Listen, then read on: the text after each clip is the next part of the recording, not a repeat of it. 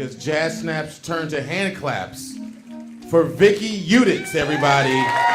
Those jazz snaps turn to hand claps for Vicki Juditz.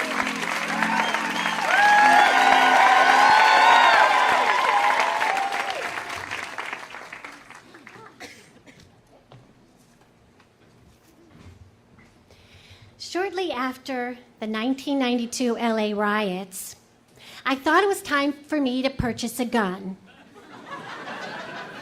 I had thought about it once before after I was mugged, but I didn't grow up with guns. I'd never held a gun. I put the idea aside.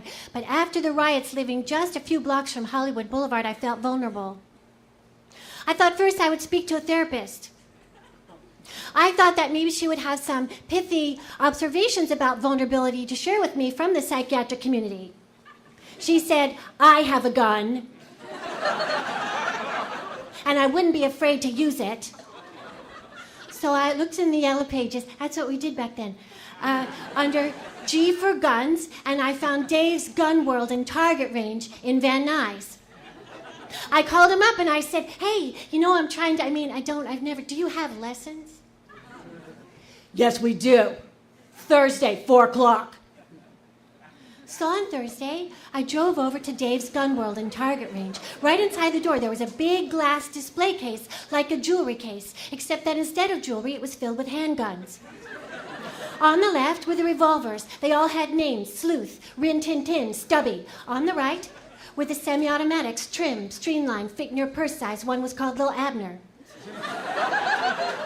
Above the display case was a large plate glass window through which you could see the actual target range, maybe 7-8 stalls facing a large room. Very quiet, nobody around.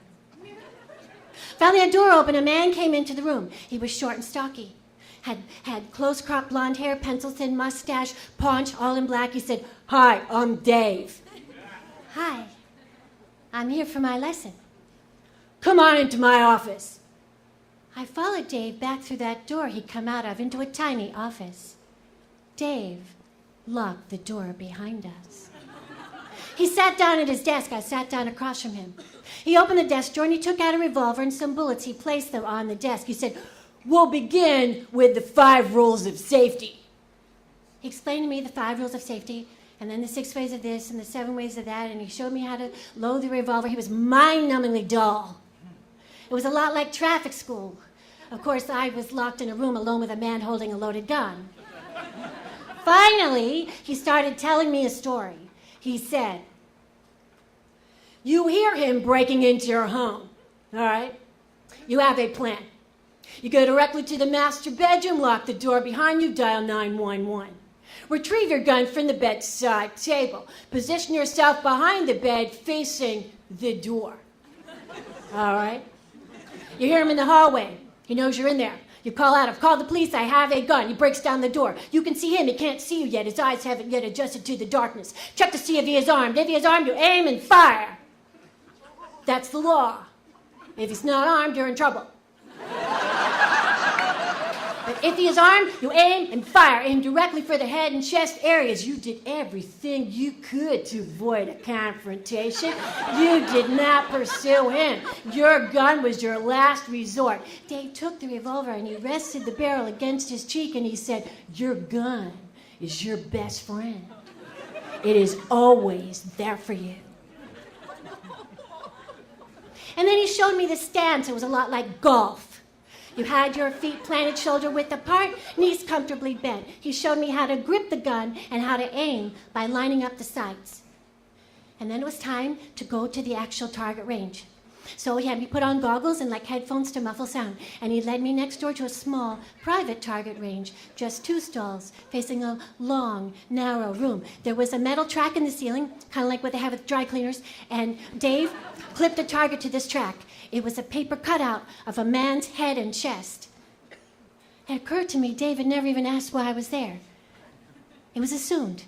From the moment I entered this place, I was there for one reason: to purchase a handgun for the purpose of killing human beings. Dave sent the target out 25 feet.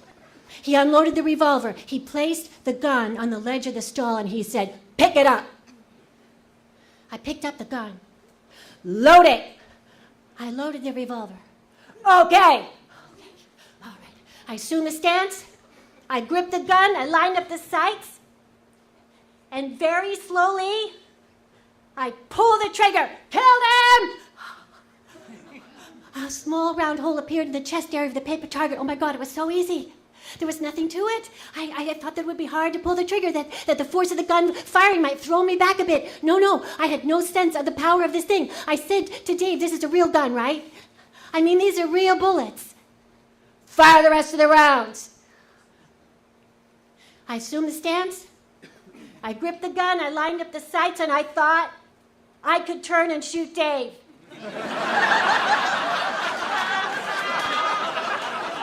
He would never see it coming, somebody like me. And yet I had the most horrible, the most almost irresistible urge to turn and shoot Dave just to see what would happen, just to see if the gun really worked. And I thought, this is what children feel. The curiosity. I fired off the rest of the rounds of that paper target, and I stared at the empty gun in my hand. And to me now, it looked terrifying because it looked harmless. It looked like a toy. Dave offered me some more bullets. I shook my head. I put the gun down on the ledge of the stall. The lesson was over.